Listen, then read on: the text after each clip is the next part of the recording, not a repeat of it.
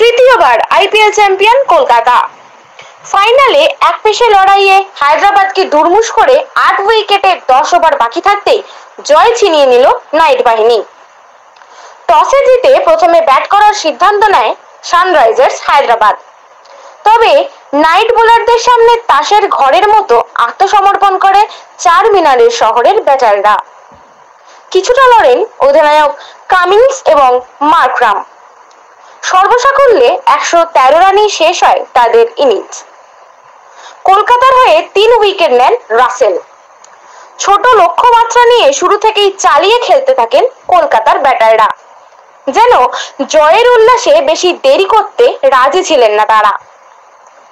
শুরুতে Narine out হয়ে গেল গুরবাজ এবং ভেঙ্কটেশের দুরন্ত মারকুটে ব্যাটিংয়ে 10 ওভারের মধ্যেই 2 উইকেট হারিয়ে প্রয়োজনীয় রান তুলে ফেলে কেকেআর।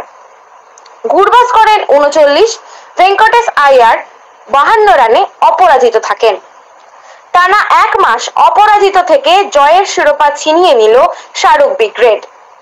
মাঠে এদিন জুহি চাওলা, শাহরুখ, সুহানা, অনন্যা পান্ডে, বরুণ ধাওয়ান সহ এক ঝাঁক বলিউড তারকা হাজির ছিলেন।